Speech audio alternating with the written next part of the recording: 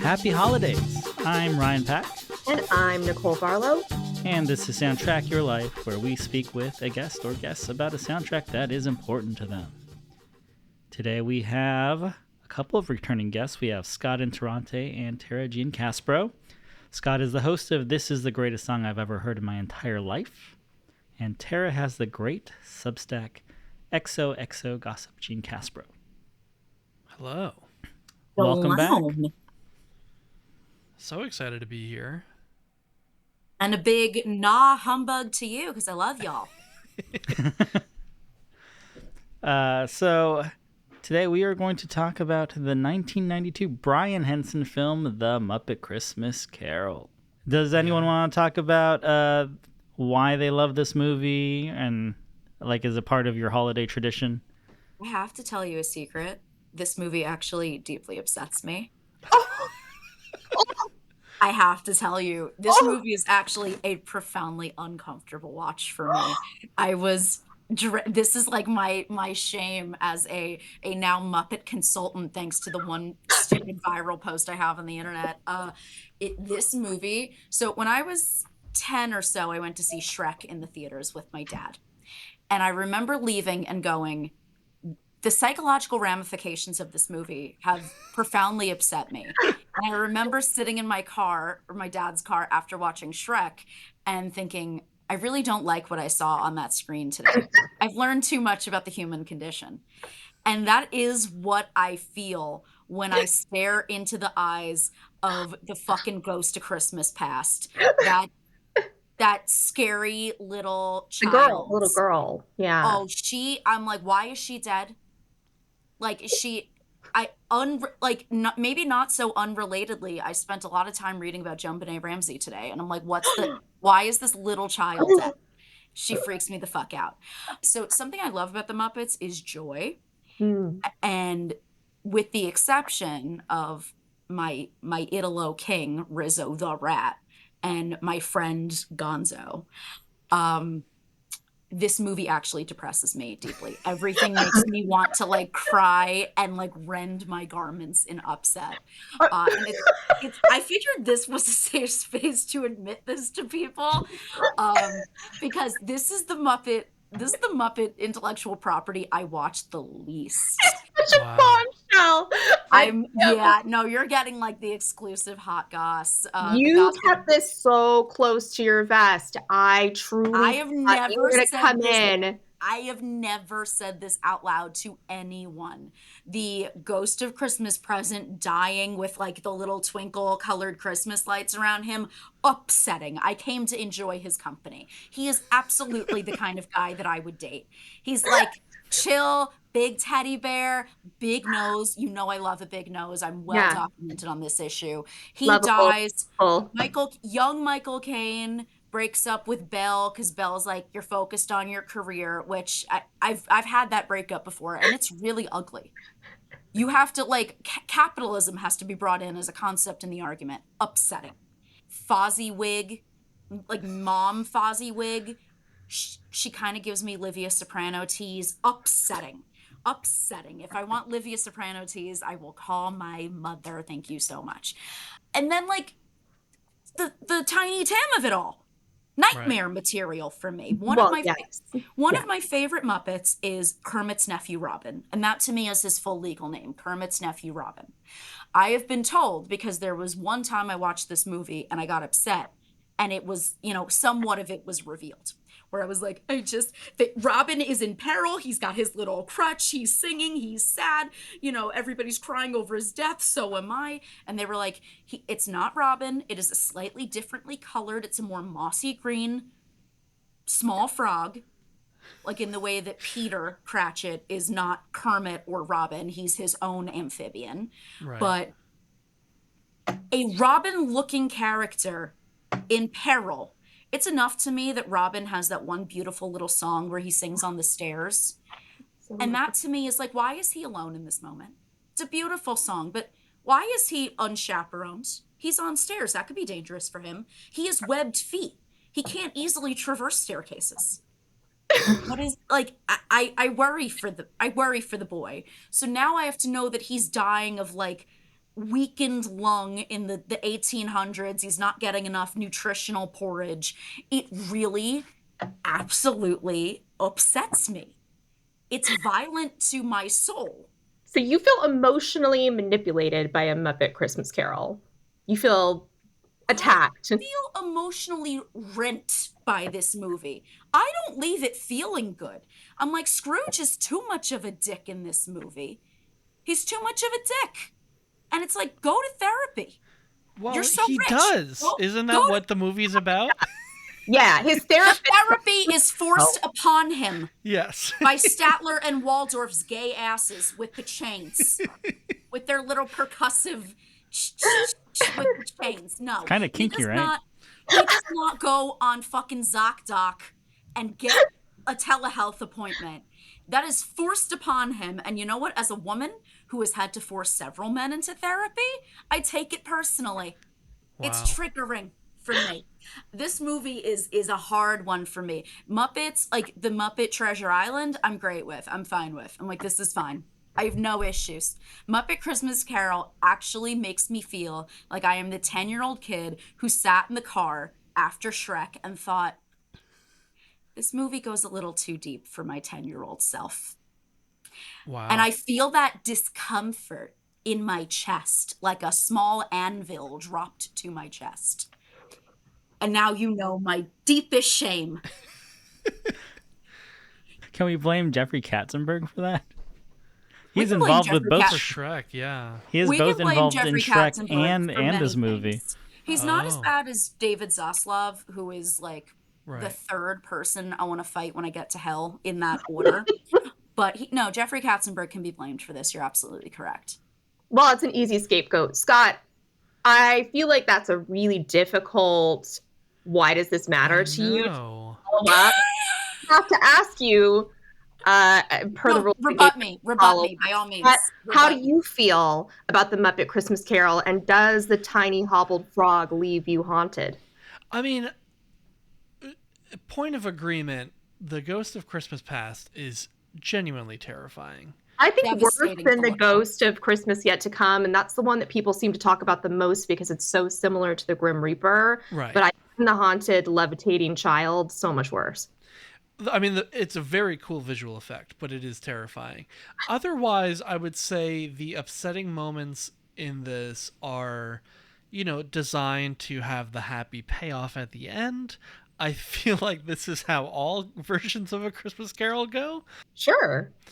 But yeah, I definitely saw this as a child, but it was not one that like I went back to all the time. I kind of only came to it in the last couple of years. Some of my girlfriend's friends, like they watch it every year. So we've watched it the past couple of years, and I find it delightful. Mostly the Gonzo and Rizzo's stuff. Yes. I think that element is incredible. But obviously, like, we're here to talk about the songs. And I thought maybe can we just do like a quick aside on Paul Williams, who wrote these songs? Yes, he's brilliant. Of course. Paul Williams is maybe the most interesting man, right? Please go. I want your take on this. Okay, yeah. So Paul Williams is like 5'1", and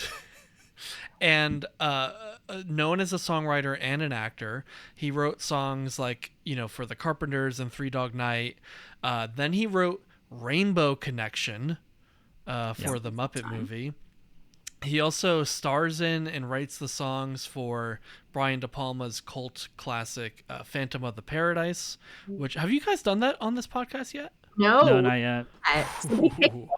Well, Scott, you should do it. Yeah, I would love Not to. to program another podcast's guests. Yeah. But you should do it. He also wrote the songs for the Bugsy Malone movie and the Barbra Streisand Star is Born. Like he's just like incredible career as a songwriter, but then also he's in the Smokey and the Bandit movies as this weird little guy. He's incredible. And then obviously he wrote the songs in this. And I think he's very fascinating. Did he write Joy to the World for Three Dog Night? No, I don't Damn. think so. Because you would but- think the Jeremiah was a bullfrog. Right. He's got like a frog thing. Frogs. He's like, is a frog in it? Yes. Yeah. Yes. Can I Also, put a I frog know into this song? Say For less. the Carpenters, he wrote "We've Only Just Begun" and "Rainy Wow. Days and Mondays." It's like Big incredible time. stuff. Yeah. Bangers. Yeah. Surprised they didn't get like Sweetums to sing "Rainy Days and Mondays" at some point in one of the Muppet Show episodes. I would be. enjoy that now. It could still happen. Could. Yeah. Paul Williams also shows up in the reboot of Yo Gabba Gabba on Apple TV with Portugal the Man. Very Oh, cool. As you said, he's a very interesting man to Yeah. have, part character actor that randomly pops up in properties that you are inclined to love, and then also has this very storied career as a songwriter and composer. So Yeah. interesting fella. These are, I think, some pretty great songs, especially in the context of the film. I enjoy them very much. I made the decision to look up an old episode of Siskel and Ebert to see what they thought about this movie. Because for starters, I guess this movie, because I came to it late as well, Scott. I didn't watch it until I think I was into adulthood. As a kid, I didn't watch it, and I kind of wonder why it slipped off of my kid radar. And it's because it was up against Home Alone 2 and Aladdin. So at the box office, it did virtually nothing. Wow. Which is kind of unfortunate that it got eclipsed by these two much more anticipated movies, one of them also Disney. And so I think it just didn't get probably the PR push that it needed to make it an instant classic, and has hence become kind of this slow burn classic. But I look up this Siskel and Ebert episode. Ebert loves it. Siskel hates it. Wow. Siskel gives this movie a thumbs down and says that there are no good songs and no laugh out loud scenes, which, I'm sorry, That's a lie. Gonzo and Rizzo put on a masterclass in comedy in this film. Do they Like not? Abbott and Costello who? Right? Every time they get knocked by the window opening, it's so funny. It's perfect. Perfect. Light the lamp, not the rat. Oh my God. Come on. Even I am defending that. Right. By the way, because Scott mentioned that, like, this is how every Christmas Carol goes. I hate a Christmas Carol, really is the issue. Right. I never will voluntarily watch a Christmas Carol production of anyone. So it's just, I don't like that my Muppets were brought into the fray of, like, my least favorite story. But even I am telling Siskel, Gene, meet me on the fucking streets. Because no, Gonzo, first of all, Gonzo is always funny. Rizzo, always funny. Always. Never has not been funny. The man is getting walloped by that cat, and he's like, I'm from New Jersey. And it's like, yeah, even in the moment, he's like telling you about himself and his values. I love him. So no, that was good. Also, no cheeses for us Mises. Name a better fucking lyric. Like, Leonard Cohen couldn't. No cheeses for us Mises. Shakespearean wordplay of invention. An effective rhyme that you don't see coming because you're like, Mies is not a word. And they say, bet, we're making it a word. No. For no cheeses for us Mises alone, it's like, no, we're getting a Grammy here. Yeah, we're getting that. You know when what are you thinking, Siskel? When you rewatch something, like every time you go, oh, Mises, that's me, with every time that comes up. That was my ass. So good. Mises. And shout out to the clerk rats as well, who, I don't know if you can call it physical comedy when they're puppets. Yeah. You can. They're basically doing physical. The Singing in the Rain, Good Morning. You know, the good morning. Because at one point they're like, it's a little toasty, it's a little chilly in here. Yes. And Scrooge is like, I will fire all of you, get your unemployment forms ready. And they immediately jump into like Hawaiian style island garb and they're doing little hula dances. And I'm like, y'all are funny as fuck. And you came with props. What like, Gallagher's, all of you. And then like later they're like, oh, it was the frog's idea to ask for Christmas off. So funny. What a bit. Funny. As a little Ginzo rat myself, I feel seen and represented in media by Rizzo and his like 1,700 siblings. I also want to take a moment for One More Sleep Till Christmas, which is sung by Kermit, Yeah. Screams internally. sung by Steve Whitmore, the new voice of Kermit at this point, because Jim Henson has died a couple of years prior to this movie being made, and this is the first like post Jim Henson Muppets movie. So there's all this riding on it. People want to make it really great, and Steve Whitmore is super nervous about voicing Kermit, as anyone would be, to take over such an iconic, important character in the wake of this tragedy. He has this great story about like being visited by Jim Henson in a dream and telling him how nervous he is, and like dream Jim Henson is like, it'll pass. Amazing. Which is also very Christmas Carol. I feel like is very like that, right? Jim Henson giving the priest from Fleabag. Yeah. But, yeah, exactly. Giving the it'll pass moment.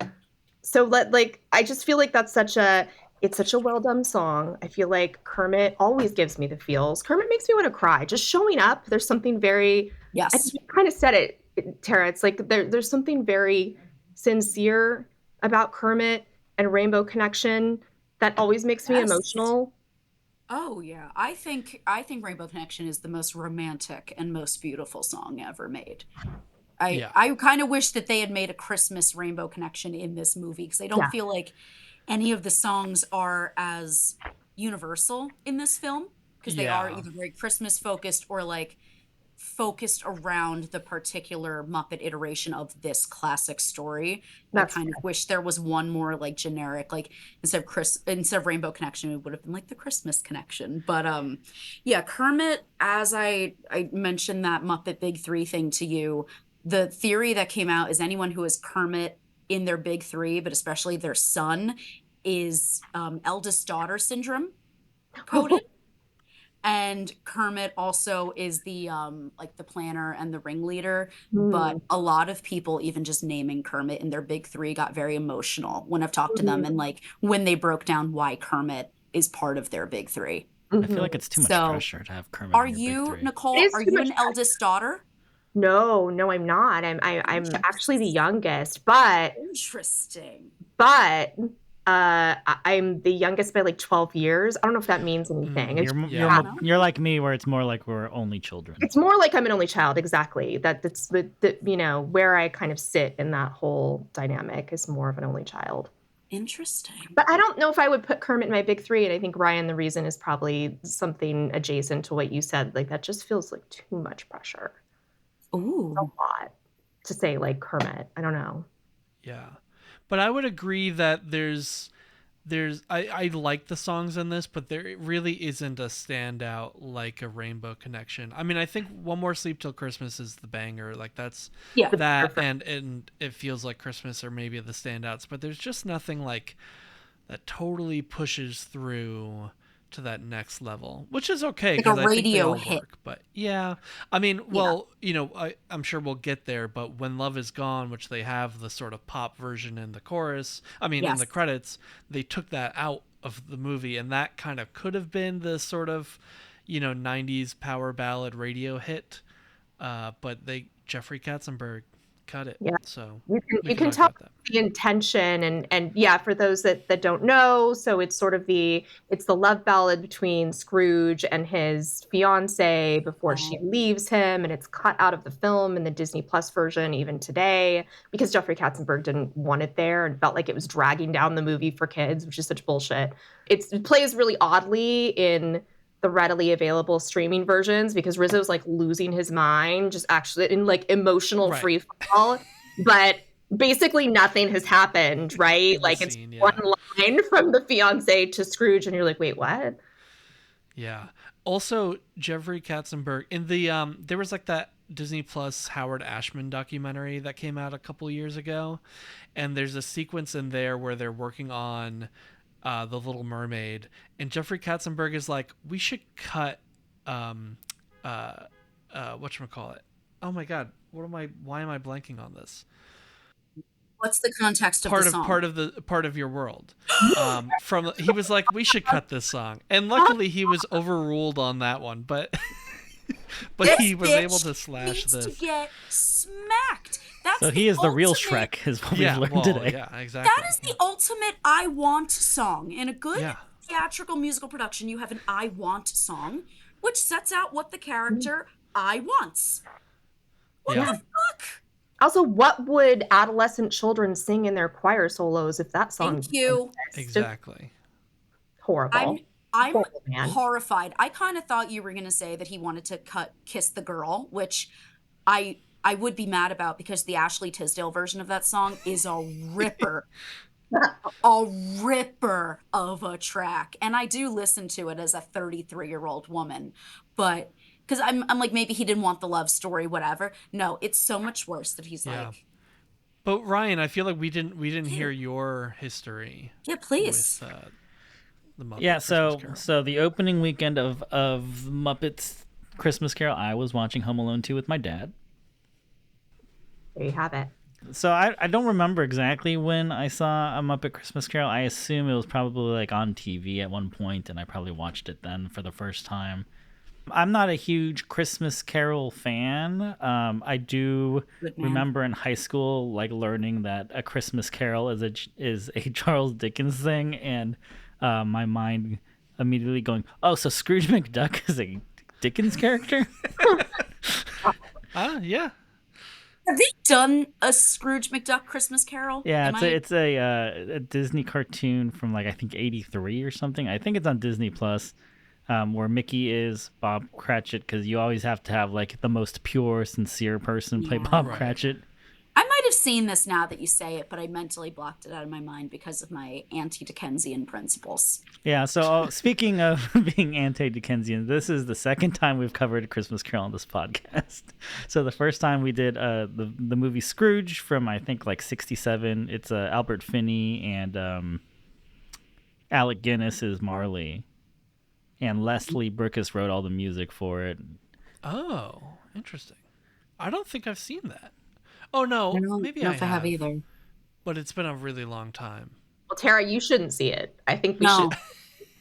Guess what? I already know what happens at the end. I'm good. You do know what happens at the end, but the best part of that film is when he is visiting the future and people are, just over the moon that he's dead. They have the song called like "Thank You Very Much," where like they're like literally like breaking out into a huge like flash mob of joy. And it's a really catchy song. I wish that song was in this movie because it would have really Added to things. you'd have your single there. But yeah, I'm trying to keep the amount of Christmas carols that we cover on this podcast to a minimum. That's reasonable. That's reasonable for me. That fits with my well-being I will agenda. pitch another one. There was a VH1 original movie, maybe 2001 or 2002, Yeah. called A Diva's Christmas Carol, in. with Vanessa Williams as like Still in. a diva, and it's a sort of Doesn't like, need to act. it's Eileen exactly. Scrooge.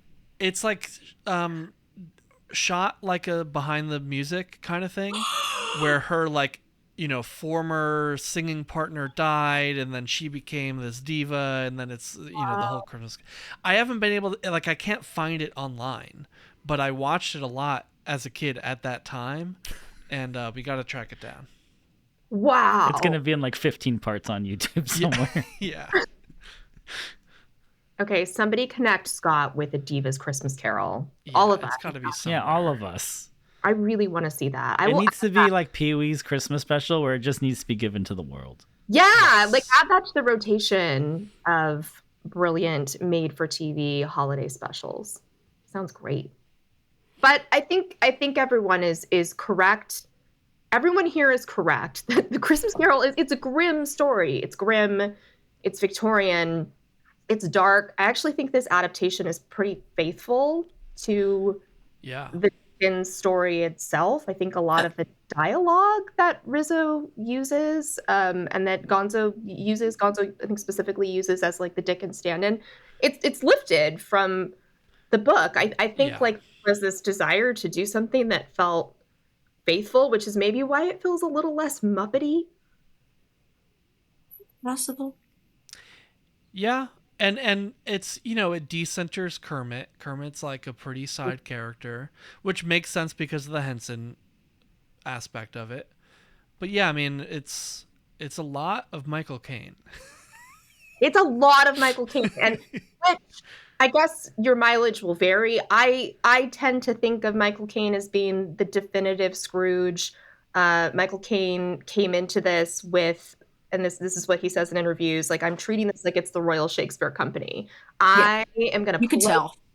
I'm gonna play it like Kermit is Laurence Olivier, and I'm gonna deliver the best performance you've ever seen. And I think he does deliver on that. I think the other thing Yes. about his Scrooge that's really effective and affecting is that he based it off of these kind of early 90s, Wall Street cheats and embezzlers, not naming any names that may or may not be president. But I feel like that comes through in the film, that he's like it's a sort of modern type of meanness.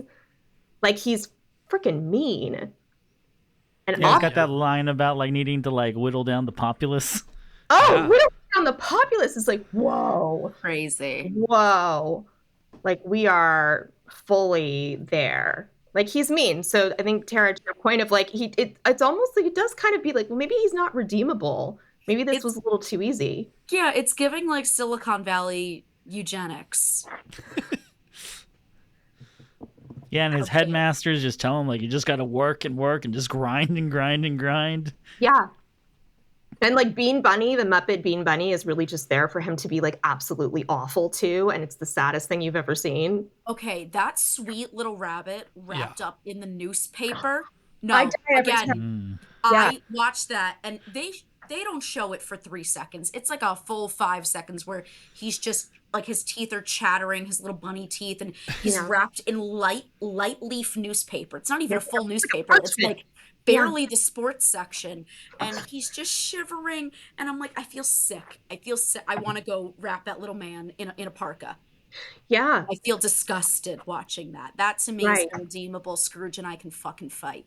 Well, because in a sense, it's like he's not really being evil to people. He's being evil towards defenseless animal puppets. So there is a dick to Fred. And then let me tell you, Fred gets his fucking lick back, though. I really genuinely feel sympathy for Scrooge when he watches the guessing game. Yeah. And I was like, yeah. Scrooge caught a stray. Like, it to me actually really upset. And of course, Michael Caine's acting and selling of that moment is like, wow, okay, he can feel hurt by something, and like, oof, and he's just redeemed himself enough through us seeing him open up that feels like a real smack in the face. It was hard for me to watch that. Nobody wants to feel that someone might be talking about them out there, and that to me was like, that is how I would feel if I overheard someone say something like that about me. Yeah. Rough.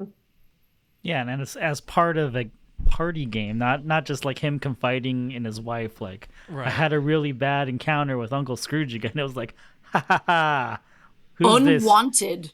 Yeah, unwanted creature. But what I did love is the Christmas scat between Bob Cratchit and Tiny Tim. And I feel like it is technically impressive what they were doing there. Yeah, with the walking. It's like something the walking and the harmonizing and tears to make Kermit walk. Kermit walking is one of my obsessions. Like, anytime you see Kermit's legs, I'm there. Like, or like riding the bike. Yeah, riding the bike, which is still a marvel. It looks effortless, and then you remember, oh my God, that's a puppet. Because I think we all kind of humanize the Muppets, like as if they are, as if we're looking at like, I don't know, Jeff Bridges walking down the street. We're like, oh, that's Jeff Bridges. Wow, big deal. But like, if I saw Kermit walking down the street, I would just have the same reaction as if it was Michael J. Fox, where I'm like, wow, celebrity that I love and grew up with, instead of that is a piece of felt. Yeah. Right. Well, what's disturbing about me for the Muppets is when you see the behind the scenes stuff, and granted, the puppeteers are magicians, they're geniuses, they're artists. I don't watch that though. I don't want to see it. I can't engage with it. No, Yeah. I kind of loosely know one of the Sesame Street Muppeteers, and I'm like, I never want to see your hand giving that Muppet a colonoscopy ever. Don't let me see it. That's my boundary. Yes. Don't let me see it. So I've seen the Muppets live. They were at the Hollywood Bowl, and after the show, I was like, that was so great. they should do this more often. And then I realized, oh yeah, it is a shit ton of work to do like a 90-minute show with all these puppets. Yeah. Yeah. I at the Museum of the Moving Image, which is Yes, a museum the here best. that has the Jim Henson collection, it has all the Muppets. But then also they do screenings of films and stuff. And they just recently, or they just finished like a 2-month Frank Oz retrospective with all of the films he directed, but then a bunch of the other stuff that he's just in. And he didn't direct this film, but obviously he's Miss Piggy and Fozzie and a bunch of the other Muppets. But we went to one screening that he was doing a Q&A after that was just like a compilation of Muppet clips, like from the very, very beginning through him doing the Muppets. And they were all great. But during the Q&A, he was talking about, there was one clip they showed of them on the Tonight Show doing the Country Trio, which is like, I don't know if you've ever seen any of those clips. They're like a bluegrass trio. It's like him and Jim Henson and Jerry Nelson or whatever. But when they did it on the Tonight Show, they then came around from behind the set and like talked to, I think it was Jack Parr or whatever, but you know, talked to, like, did an interview, and he said like people complained about that for years, that they're like, we don't want to see it's weird to see the humans with the puppets, you know. It's like, I don't like that. It takes magical. Something from me. Yeah. But anyway, that's all to say that I've been, you know, in the Muppet headspace the past couple months because I've been seeing a lot of the Frank Oz things. Yes, and if you at home or anywhere near New York, go to the Museum of the Moving Image in Astoria. They do have a full-size Big Bird, like I think it was the Carol Spinney would have been in the Big Bird. I did cry when I saw him. They have Peggy in her wedding dress. It's very moving for a Muppet fan, and also the museum is just a phenomenal place. They do great screenings of really interesting movies. They had a big like Walking Dead exhibit for a while where you could go through and like look at the dummies that they would use to take the actors that you know from the show and create like a fake head for them. So you get to see that up close. I think they had like the Mrs. Doubtfire prosthetics for Robin Williams. Like they have really cool things, and the Henson exhibit is great because it covers everything from Dark Crystal to the original like 1960s Muppet content, like the first ever Muppet content. And it's just a great place and well worth your dollars. Yeah. This episode brought to you by the museum. Oh baby, they don't have to sponsor my ass. I talk about them for free all the time. They really are that great. I wish they would sponsor. I would love to do like a movie screening night there, like be one of the people that curates something. Oh my God, I would love that. But no, they're really fantastic. And if you get anything from this episode, folks, it is to go to the Museum of the Moving Image. I really want to see that Big Bird. Come. Yeah. I would love it's walking for you distance to come from my here. apartment. I'll be there. I'm bothering both of you, and I'm like, listen, it's time. We're going. Nicole, you could just come. Nicole, just come stay with me anytime you're ever in New York. Like, you have a place to stay. Thank you. Yes, you can hang out with my beautiful chickens and I. Amazing. And by chickens, you mean cats. Yes, my two beautiful children, Simone and Lugosi. We read the Substack. We know their names. Yeah. All I ever do is hang out with people's cats and also people, but you know, their cats are a huge bonus. So yes. Unfortunately, my cats are not in this room. I can't show them to you, but I have kittens. Kittens? Yeah. Sorry, I know we're cutting off, but well, I can tie it in because they're named after Pee-wee's Playhouse Christmas Special characters. So we have a Cowboy Curtis and a Princess Zsa Zsa. So I love it. They're very cute. That is the other movie that I have in rotation, but I save, and it's not special, but I save it for when I wrap gifts. That's nice. Pour myself a festive drink and I watch that special. And sometimes I'll watch it twice, depending on how many things I have to wrap. Yeah. We were at the Hollywood Forever Cemetery to see Pulp a couple months ago. Ooh. And we visited Paul Rubens' grave and paid our respects. Yeah. Were there any nice like trinkets left there? Oh yeah, people are leaving bow ties and dinosaurs and that's really all nice. sorts of yeah, things. Little plastic dinosaurs and bow ties and pinwheels and yeah. So And you could tell like people kept on wanting to like sneak out back there, and they're like, you have to wait till the show is over. But we want to go visit Pee-wee, and like, oh, no, you have to wait. For some reason, we got through.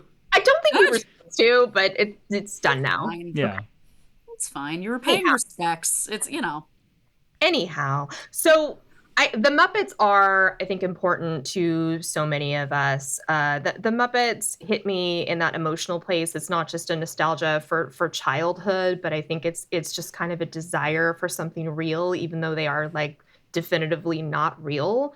They are so sincere. They're such sincere creations. It's not really something that you see often. I just have such heart for them. I had a surgery last year, and I got out of outpatient surgery, and I'm like, the anesthesia's wearing off. My husband's driving me home, and like the second thing I said to him was, "People don't think about the Muppets enough, and they don't appreciate them enough." And then I just start bawling from anesthesia. True. Apropos of nothing, like no, we had not been discussing the Muppets. That was just what was on my mind. Yeah, maybe you had a. Do you think you had like a surgery dream about the Muppets? I don't know. Maybe. I hope. Maybe that's what pulled me through.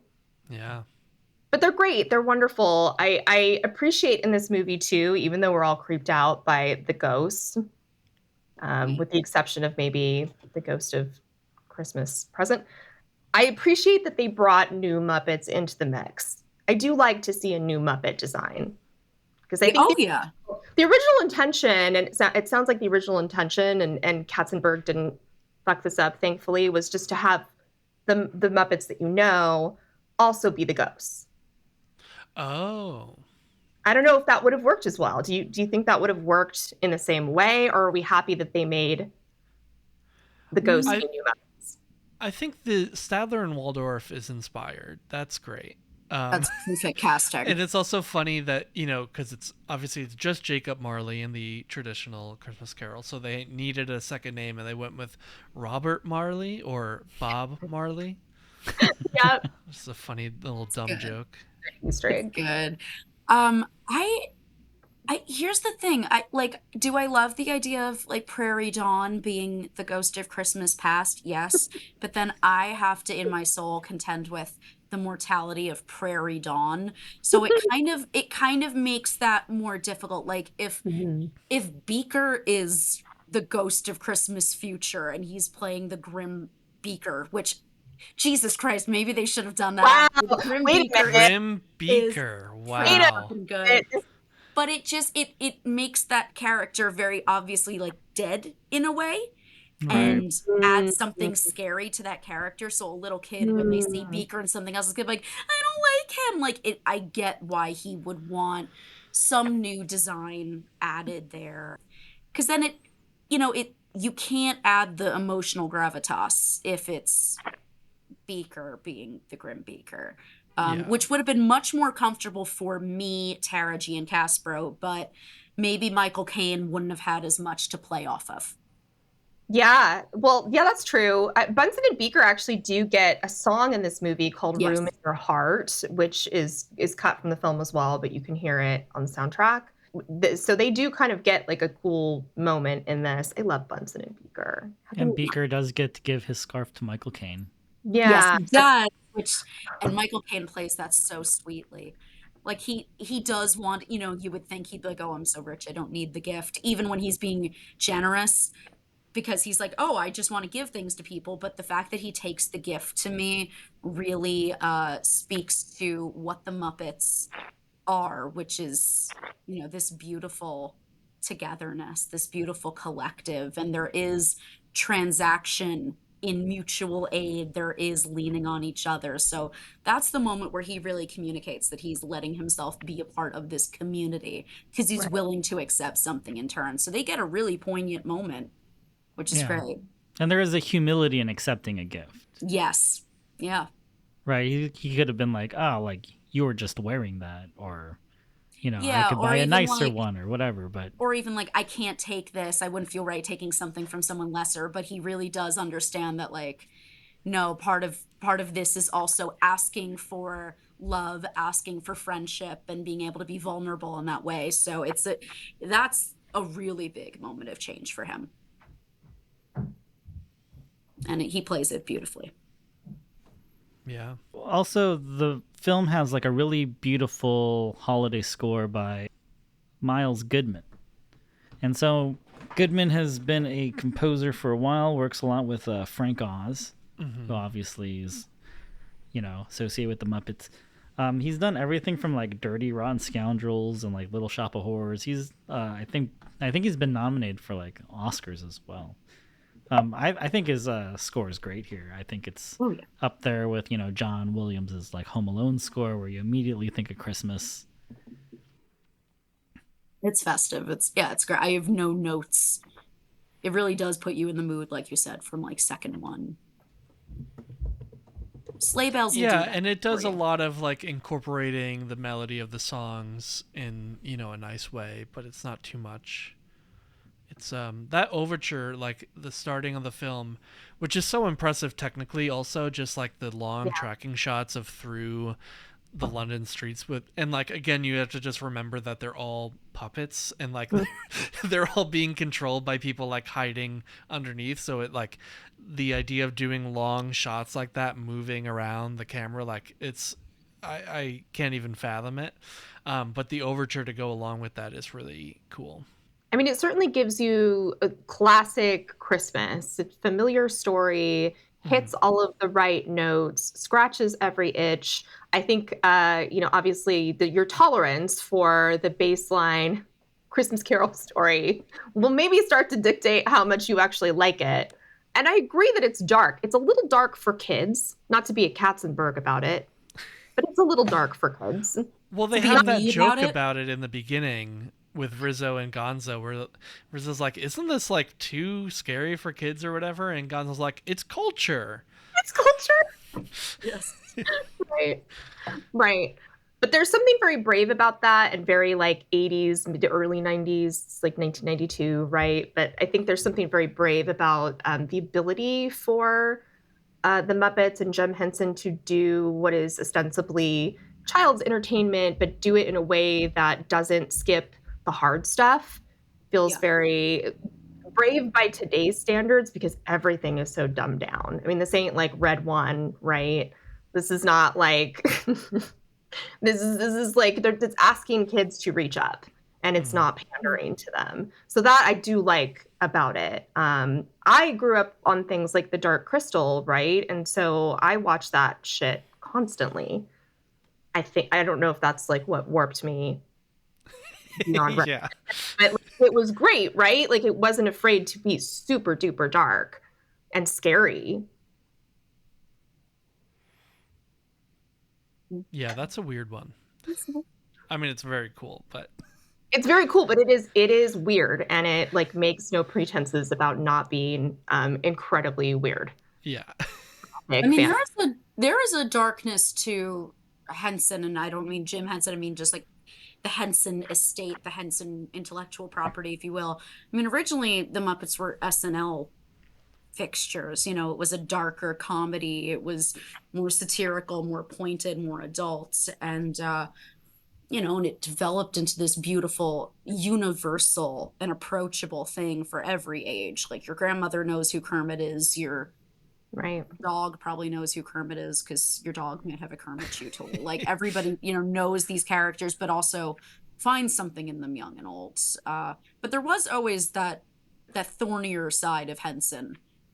And that's why some of the jokes are things like, because as I was watching this, I was like, oh, that feels dark. And then I remembered, like, no, that is kind of what Muppets do. Like a character having a pratfall or heartbreak or, just something where I see, like, even in the beginning, the first 5 seconds, one of the pumpkins in the truck is like, help, I'm being stolen. And I was like, is there pumpkin trafficking in this film?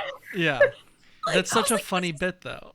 Yeah, but it's like a little funny in the way that you might laugh at someone who falls as opposed to punching, like it's a little more punching down to the pumpkin.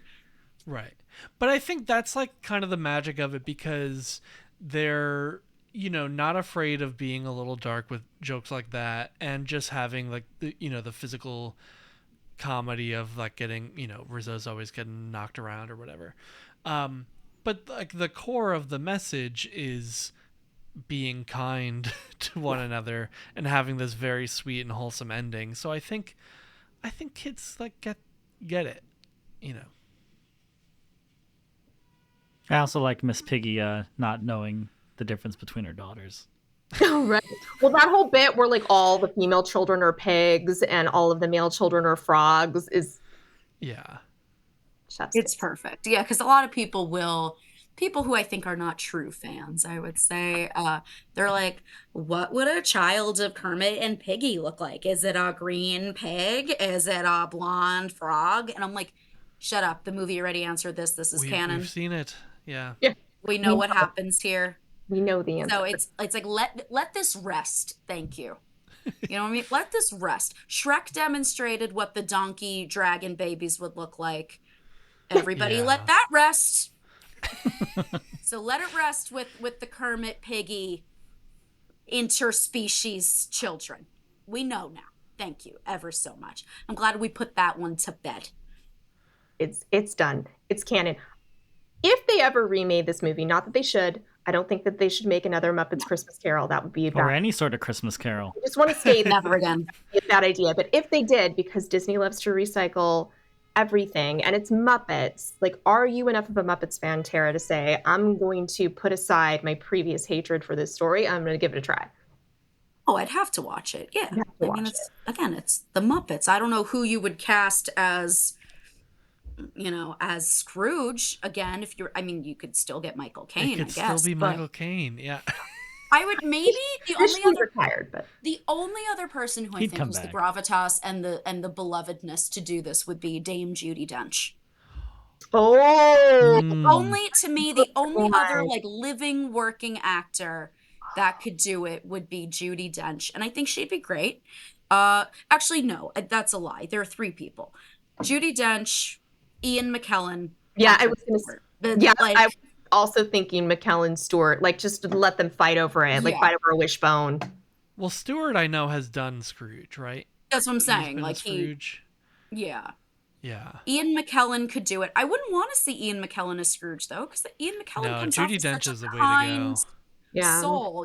Judi Dench I love, but like I love when Judi Dench plays a bitch. Like when she plays Catherine de Bourgh in Pride and Prejudice, I'm like, yes, no, go the fuck off, Queen. I don't like that character, obviously, because no one's supposed to like that character. But I'm like, no, spar with Keira Knightley and her teeth. Go ahead, do your thing.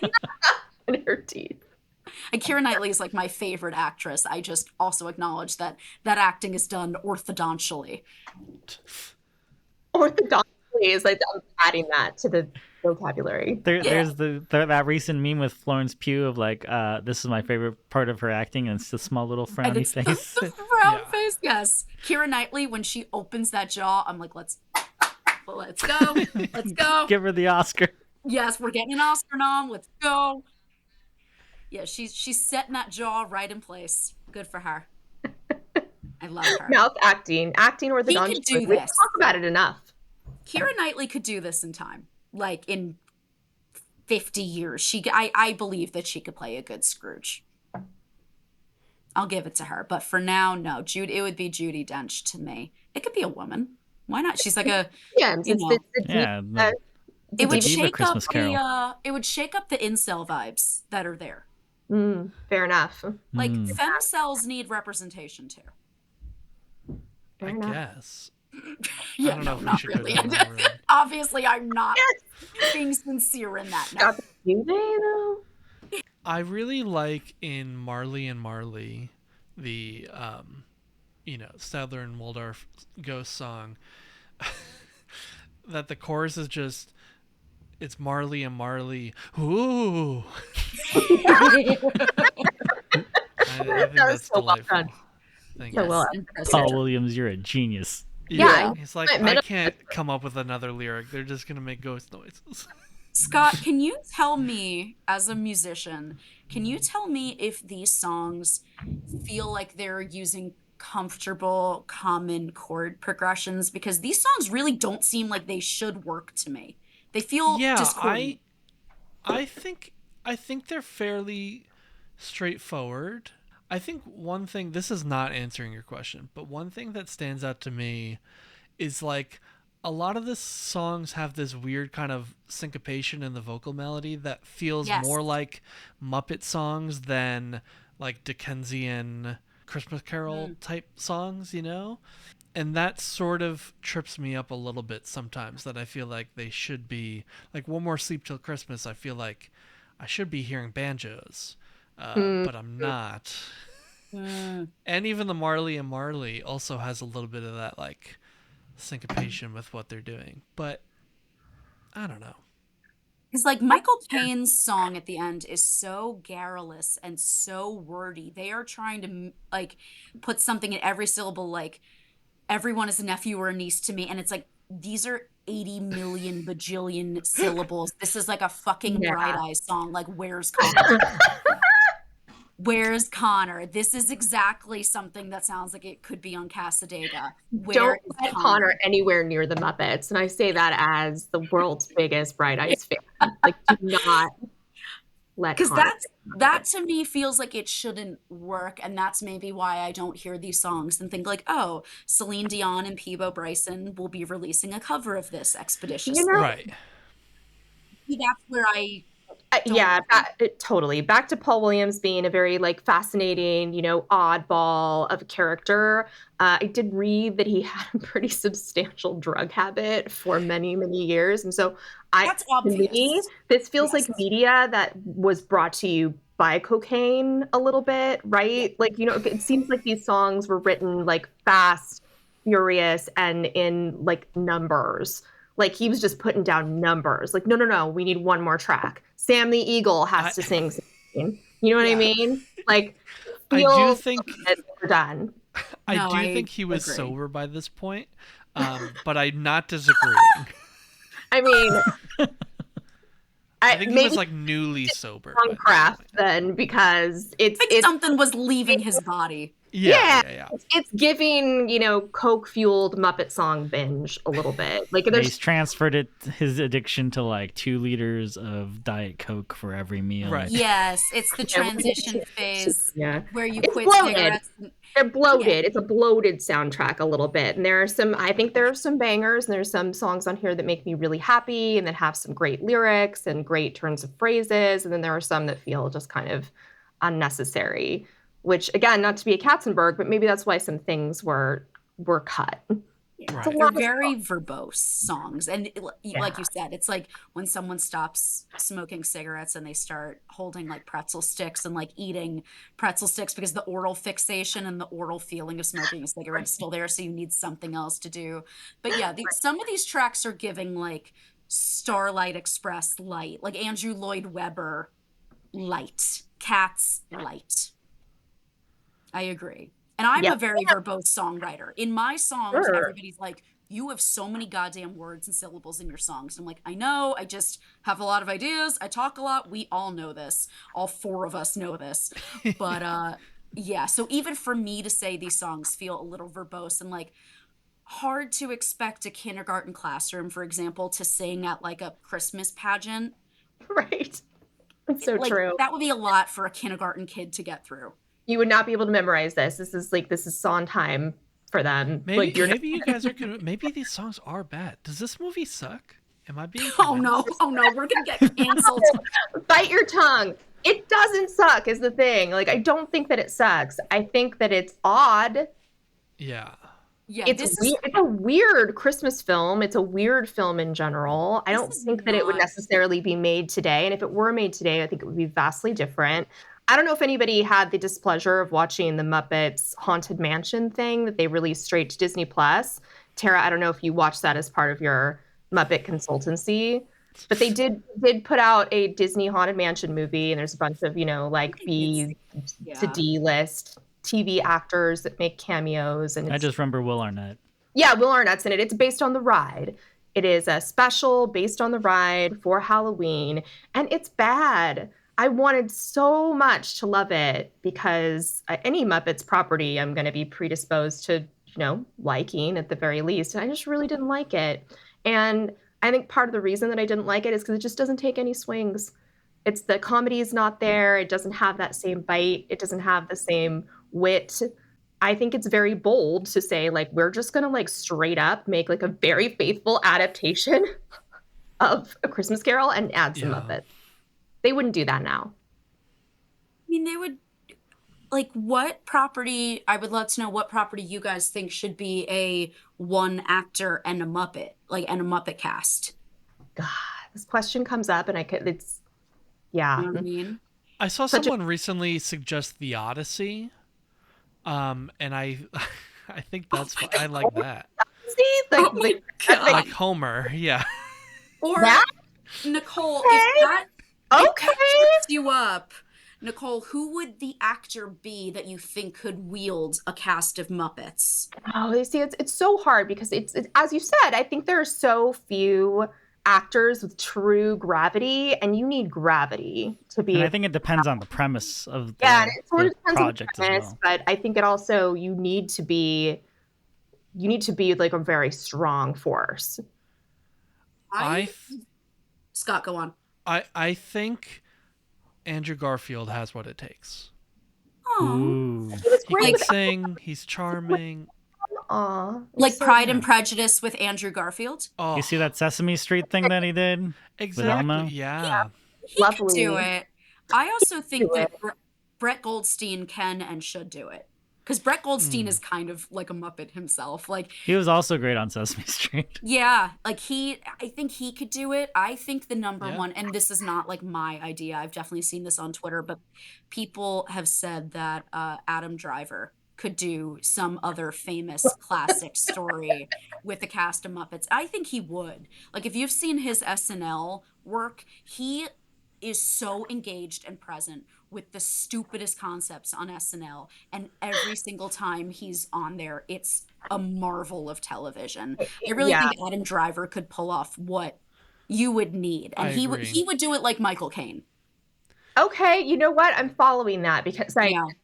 he has sort of a sinister energy. I feel like he's always going to pop off, but that is what makes him really compelling, and I can see it. I see the vision. How about a Ryan, what Liam were you- Neeson? Yeah, depending on what is being adapted, I think he could. So I that's the think thing, if you you're- need the right project. Like Yeah. we forgot, he's done so many of these dumb action movies. We forget that he was a great Schindler. Yeah. He's fantastic. He used to, he was doing, you know who I think could do it? Helen Mirren. I think Helen Mirren, his ex-girlfriend, yeah. they actually Yeah. dated for a very long time. I think Helen Mirren could do something with the Muppets. That would be great. I think the person I would least like to see is, and I love this actor, but Timmy Chalamet. Stay away Oh. from the Muppets. He is a Barely a Sesame Street appearance. Yeah. no. Club Chalamet is gonna come to my door with a fucking flamethrower, but Yeah. it's okay. But I'm sorry. It's all yeah. right. Did you offend Club Chalamet? Is that a real I love her. Twitter beef? Okay, I was just curious. Dead ass. I love her. Like, any pen against her shall fall. She is so unintentionally. She is such a wordsmith, and I love that she'll go to Paris and she's like, "This is where Timmy's from," and I'm like, "Oh, you have an Amex Black card. Good for you, Queen." Like, That's her life story, right? And you'll never know, and you'll never be able to comment because she doesn't let anybody comment on her shit. So Yes. it's people a mystery. people inaccurately malign her as like a Yolanda, and I'm like, no, she's not Yolanda, because she's not leeching off the estate. She's got her own cards to use. She is her own powerhouse force. I love Club Chalamet. I'm grateful to her. She is a cultural tenet, and to me, and again, she would be very mad at me for this, I enjoy her more than I enjoy anything about Timmy. Get her in a Muppet movie. The other, like, young actor that to me reminds me of my younger brother, Tom Holland, could absolutely do some kind of Anchors Away, Gene Kelly tap dancing with a mouse thing. Tom Holland, if you were to do like a Muppets musical special, like in the way that Lady Gaga famously did the performance of Venus with the Muppets, like, Tom Holland could do it. Mike Feist could do it. There's some folks that, like, just the dancing and the musicality and the performance would be great. I'm still thinking like Adam Driver. I just don't know what I would put Adam Driver in other than a remake of this Muppets Christmas Carol in like 40 years. He's also so tall. I think something about that would be very funny. He's so tall. Yeah, like even the ghost of Christmas Present would be shorter than him. Yeah, Even like to Adam look Driver up just to him. towering over Pepe the Yeah. Shrimp. I love that. Wait, is Pepe the King Prawn in this? I do not think so. I don't think so. No. Yeah.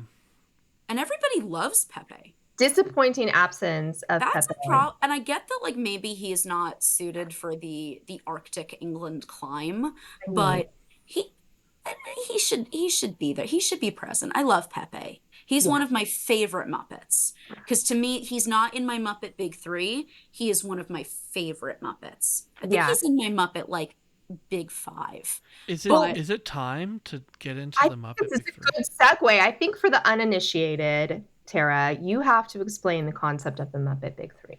all right, so I was talking to a guy and I was thinking of questions to ask because I'm single for the first time in 6 years. So I'm like, I don't know how to date.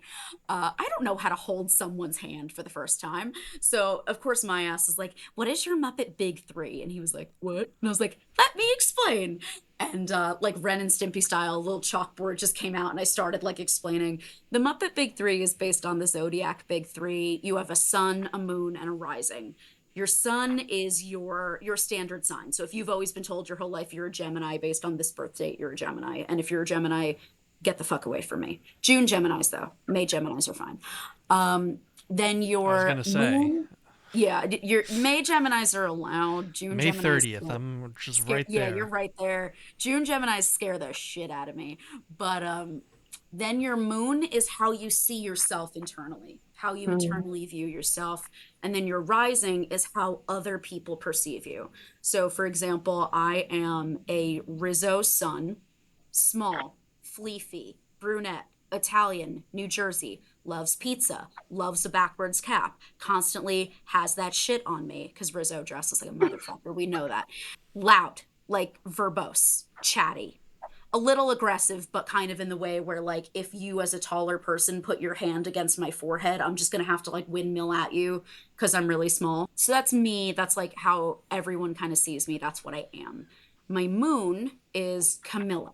When I'm home, I'm in like nesting mode with my little chickens. Again, small, fleefy, white, loves a man with a giant schnoz. Loves, because her boyfriend is Gonzo. Right. So that's my Camilla. I'm a little quieter at home. I'm like, I like to be little and cozy. And then my rising, obviously, is Miss Piggy.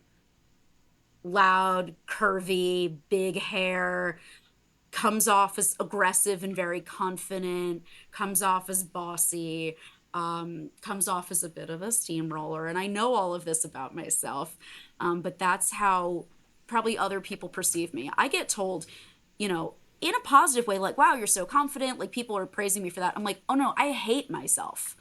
But it's just my piggy rising.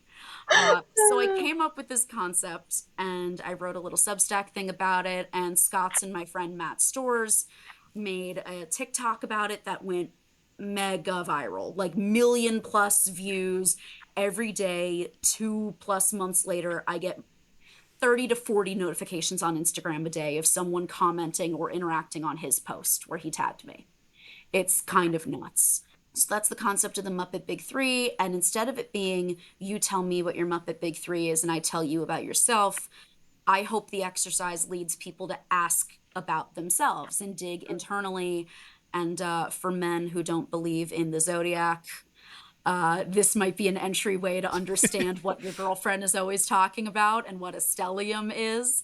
But I think it's an interesting way to assess yourself and kind of examine some of your flaws. Because the beautiful thing about the Muppets is that every Muppet has a very noticeable flaw. You know, but they have a beautiful thing too. Piggy is that aggressive type, but she gets shit done.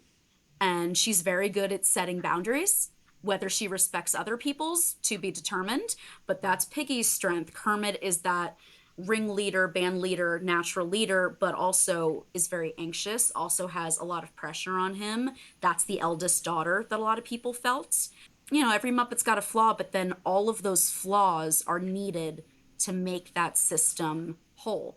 That's how the concert gets run. You have a Scooter who's kind of a fucking narc, but he's fastidious in his management, and that's how it gets done. You have Fozzie, who's not so funny, but I mean, I think Waka Waka is funny, but like his sincerity is what's really beautiful about him more than his comedy. Gonzo is the outsider, and we love that outsider perspective. So every Muppet is needed to make the system whole, and that teaches us that all of our flaws and all of our beautiful flaws are needed to make the world go round. As long as we work to keep them in check and have other people around us who keep them in check for us. So that's, I think, why the Muppet Big Three concept took off is number one, nostalgia, obviously, but number two, people were getting the opportunity to examine their flaws in a way that felt safe because it's removing themselves because they're assessing a character, but then also gently through nostalgia, through the childhood feeling, letting that in and acknowledging a flaw or a strength. So it's been a really interesting question to get to ask people, and I've had a lot of fun with it, and a lot of people have reached out to me like, wow, I made a friend on the Instagram post because I found someone who had my big three. And I'm like, oh my God, that's so cool. Invite me to your wedding. Like, great. But I would love to know what you guys think if you know yours. First of all, that's so beautifully explained. I don't think I've ever like understood or believed anything more than I have believed in this concept. I think it's really wonderful. I also kind of think like maybe I'm just too fickle, but I think my big three could change like based on the day, maybe a little bit, or based on how I'm feeling about myself or like the ordeal of being perceived. I think my son is also Rizzo. I think we're a little alike in that, like, You get that for us, yeah. Yeah, we're just a bit like, I'm just a bit like brash and unkempt and weird and funny and small and like I like being like somebody's sidekick. I like Rizzo that for feels us, yeah. like me, right? I identify strongly with Rizzo. I think I would like to be Janice. I would love if people would see me as like the cool guitarist chick in the Muppet band that like doesn't really care. I think that would be great.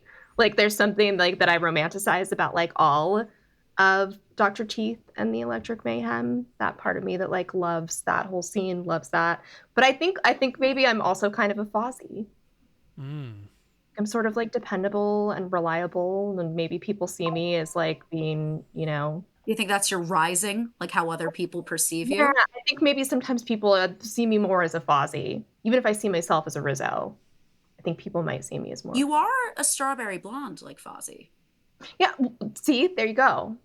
Yeah. I feel like maybe that's how I'm seen. So that's my current answer. And maybe the reason that you feel like yours could vary by the day is if you do have a Janice moon. Janice is she's a little flighty. She's a little go with the flow. She's not so static. Rigid. In anything. She's just like, okay, I'll do this, I'll go there. I'm traveling the road. I don't have one consistent house. Like, so maybe that's why. Maybe that's your internal, you're willing to ebb and flow. Yeah, let's do a J and not cut our bangs. Ryan, what about you? I think my son is a Fozzie. Okay. Ooh, yeah. I think I That for you.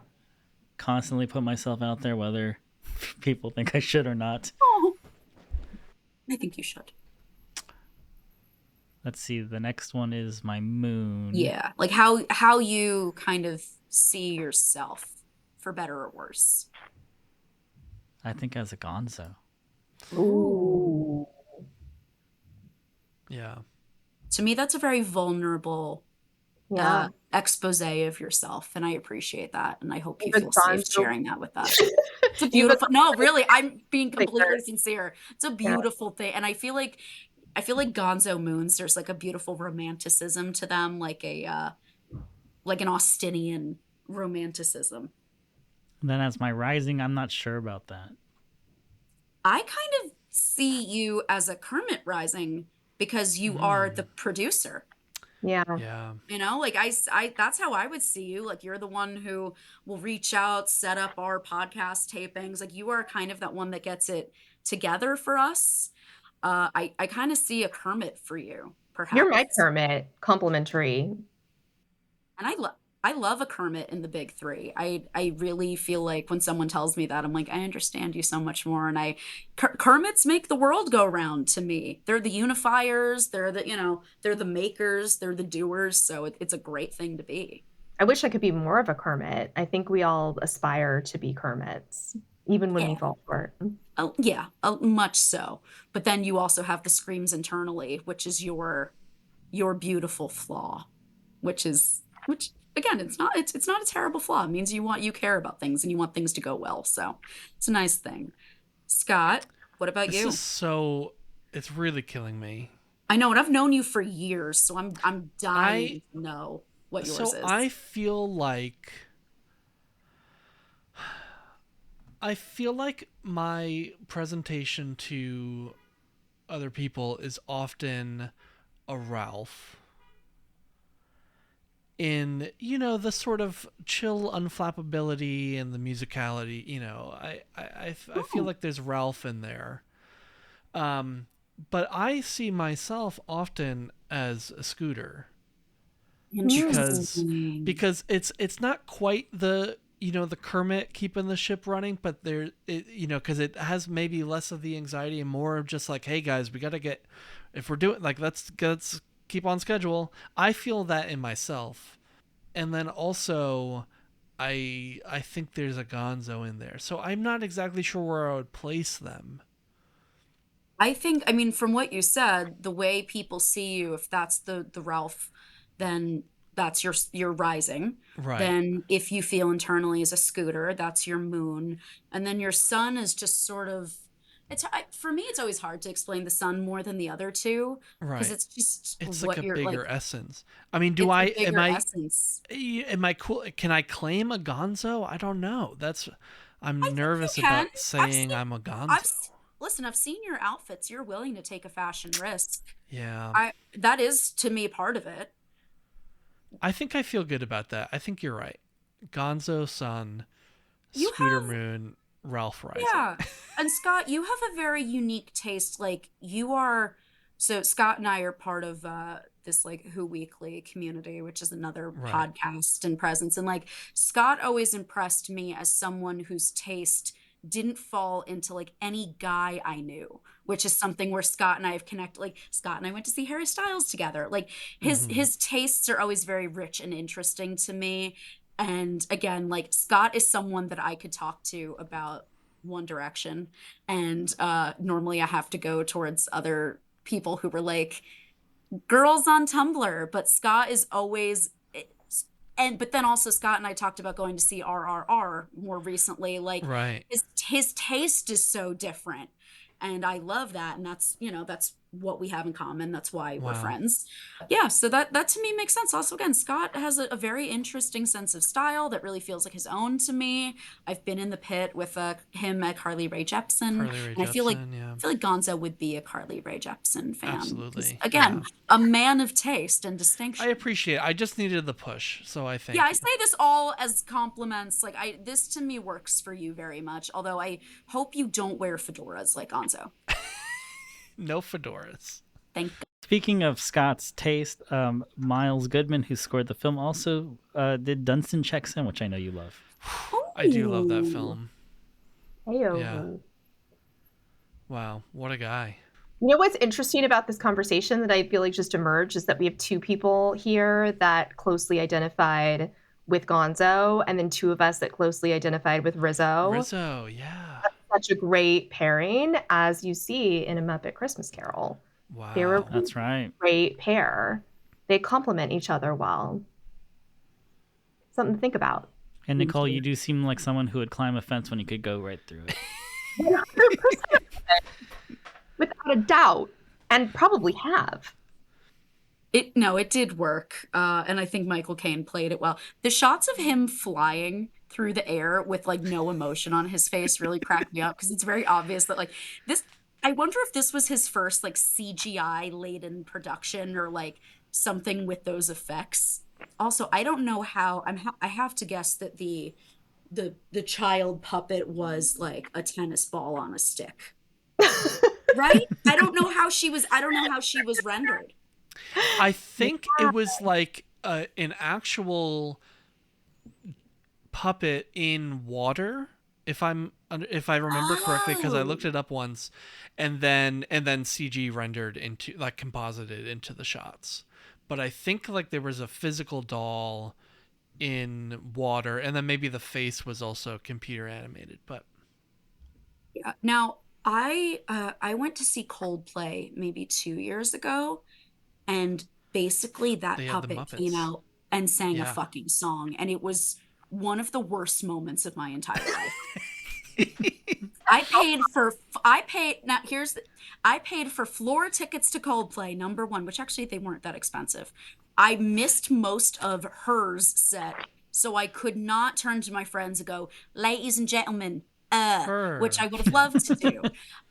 Also, I ran into a housewife, one of the Real Housewives, but it's my literal least favorite housewife, Teresa Giudice. So did I run into Dorit? No. Did I run into Dorinda? No. Here's Teresa. I literally on her Instagram story. I saw it the next day. She like was doing a pan around, and I'm just like talking to my friends, and I'm like, I would love to wind up on like Sheree Whitfield's Instagram story, but no, it's Teresa.